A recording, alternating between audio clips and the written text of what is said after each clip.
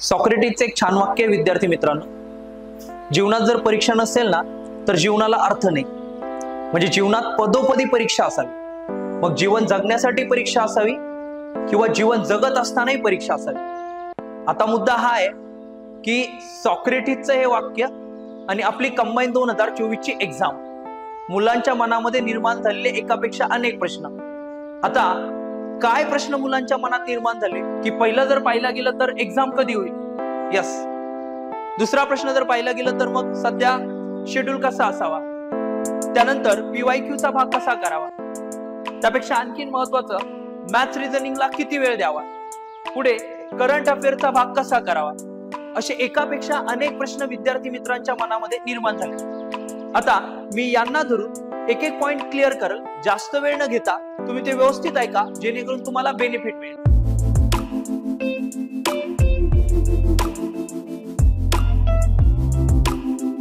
बघा की first exam कधी होईल, तर एक्झाम कधी होईल हे तुमच्या माझ्या विद्यार्थी मित्रांनो सध्या हातामध्ये नाही आणि त्यावरती विचार करण्यात वेळ घालणं यातही काही अर्थ नाही. सध्या आपल्या हातात काही गोष्टी आहेत त्यावरती त्यावरती या ठिकाणी विश्वास ठेवून एक एक भाग पुढचा कंप्लीट करत चालावा.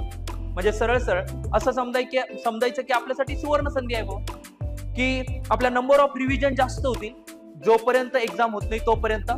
मग नंबर ऑफ रिव्हिजन चांगल्या करून ठेवणे. ओके, एक्झाम जेव्हा होईल तेव्हा होईल, जुलैमध्ये होऊ द्या अथवा ऑगस्ट मध्ये होऊ द्या, की आपल्या हातामध्ये सध्याच्या घडीला कोणती गोष्ट आहे त्या अभ्यास करणं हे आपल्या हातामध्ये आहे. मग अभ्यास करण्यावरती आपण लक्ष देऊ, ना की याला त्याला विचारणं एक्झाम कधी होईल किंवा या टेलिग्राम चॅनलला त्या टेलिग्राम चॅनलला पाहणं. यापेक्षा सध्या तुमच्या हातामध्ये विद्यार्थी मित्रांनो काय आहे तर अभ्यास आहे. मग अभ्यासावरती फोकस करा, डेडिकेटेड स्टडी करा, त्यातून तुम्हाला आउटपुट मिळेल. यावरती वेळ घालू नका की एक्झाम कधी होऊ शकते, इलेक्शन नंतर होईल का, त्यानंतर पुन्हा परत विधानसभेचे म्हणजे आचारसंहिता लागू शकते का, एकापेक्षा अनेक प्रश्न असतील. मग मध्ये एक्झामचं काय होईल तो विचार तुमच्या डोक्यामध्ये आणण्याची सध्या गरज नाहीये. सध्या तुमच्या हातामध्ये काय अभ्यास करणं, त्यावरती या ठिकाणी तुम्ही लक्ष द्या जेणेकरून तुम्हाला जास्त आउटपुट मिळेल. दुसरा राहिला पॉइंट बघा, सध्या शेड्यूल कसा असावा. आता सध्या मला तर असं वाटतं की विद्यार्थी मित्रांनो तुम्ही 2 हाफमध्ये स्टडी करावा. बघा साधारणतः सकाळी 7 वाजता तुम्ही स्टडी रूम मध्ये गेले, 7 ते 12:15 12:30 हा एक हाफ असावा.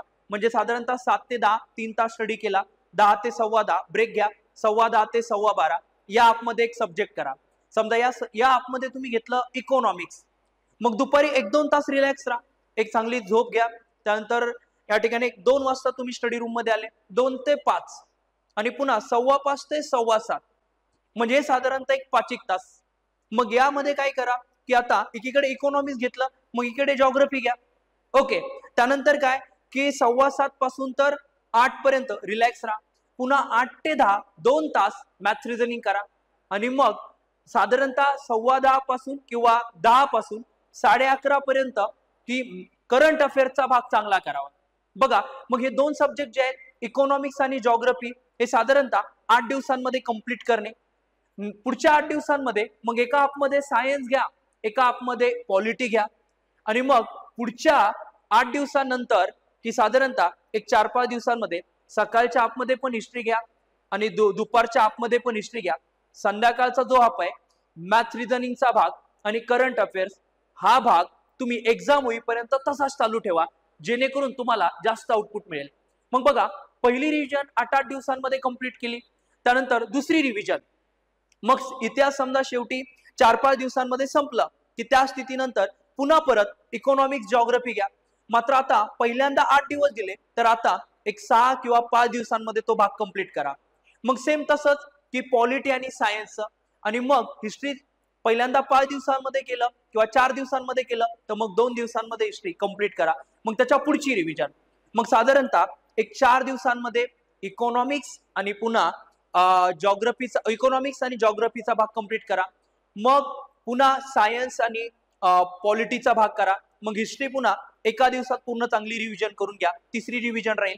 त्यानंतर पुढे चौथी रिव्हिजन, 5वी रिव्हिजन. नंबर ऑफ रिव्हिजन तुमच्या जेवढ्या वाढणार आहे तेवढा तुमचा भाग तो क्लिअर होणार आहे.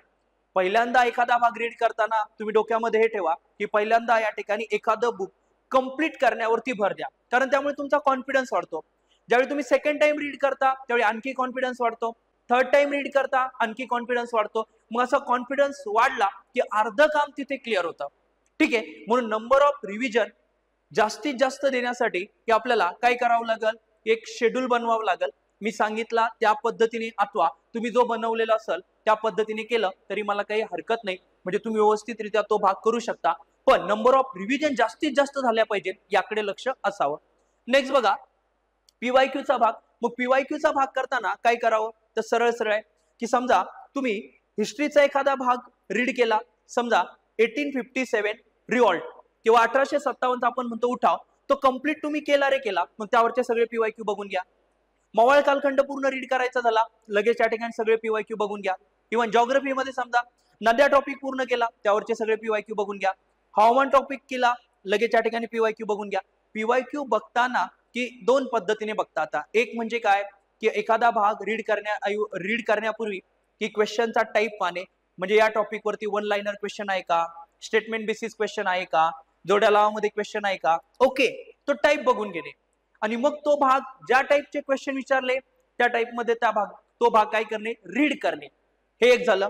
आणि दोन, मग तो भाग रीड केल्यानंतर जे काही क्वेश्चन आले त्यावरील, तर किती क्वेश्चन या ठिकाणी सुटतात, कोणते क्वेश्चन सुटत नाहीये, तर किंवा कोणते क्वेश्चन सोडवता येतात, कोणते सोडवता येत नाही, किंवा नाही हँडल झालेत बाबा, तर ते समजून घ्या की काय या ठिकाणी आपल्या गोष्टी चुकल्यात, हा क्वेश्चन आउट ऑफ सिलेबस होता का, त्यासाठी काय करता येईल, त्याला आपण म्हणतो विचार मंथन करणे. हा भाग इथे करावा. मग म्हणजे टॉपिक संपला की लगेच या ठिकाणी पीवायक्यू पाहणे, हे एक, किंवा टॉपिक सुरू करण्यापूर्वी दोन्ही वेळा तुम्हाला पीवायक्यू बघता येतात, जास्त वेळ नाही लागत.